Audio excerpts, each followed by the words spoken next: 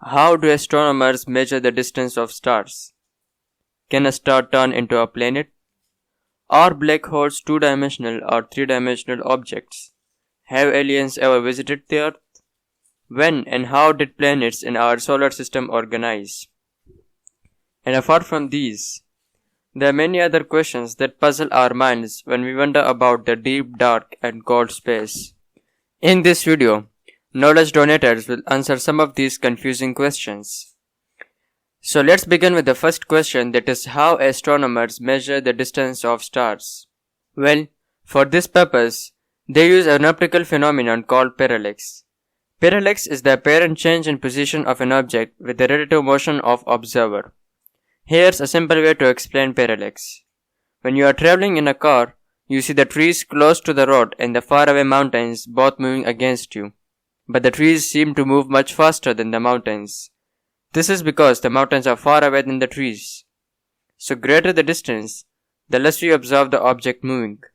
This phenomenon is used by astronomers to measure the distance of stars. The position of the star seems to be changed after 6 months when the Earth covers half an orbit around the Sun.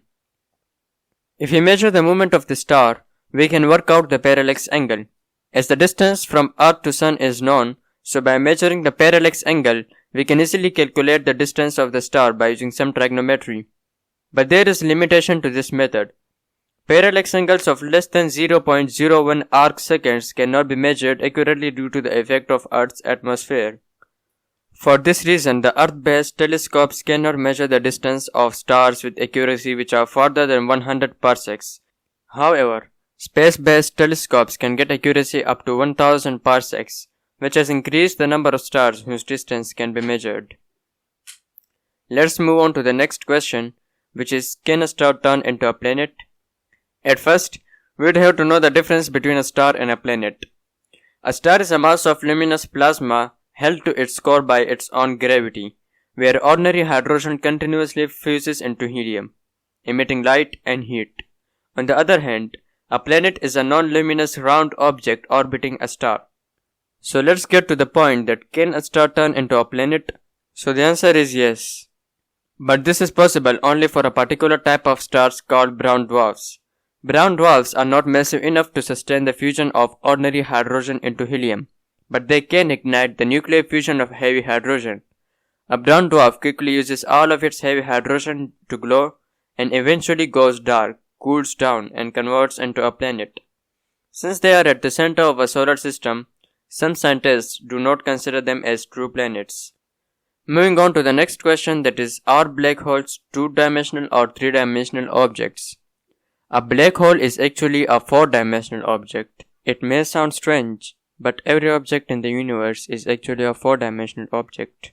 The four dimensions that form the background framework of the universe consist of three spatial dimensions along the x, y, and z axis and one time dimension. For an example, consider a regular object such as a car.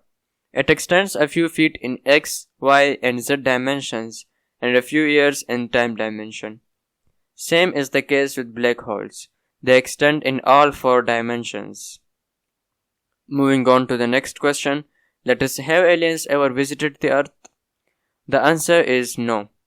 Aliens have never visited the Earth. Despite many fictional works and eyewitnesses, there is no scientific evidence to support them. So in short, there may be aliens somewhere in the universe, but they have never visited our planet. The next question is, when and how did the planets in our solar system organize? Well, the Sun and all the planets were formed together some 4.6 billion years ago when a nearby large and luminous star exploded and its shock waves initiated the collapse of a nearby large cloud of gases called the solar nebula.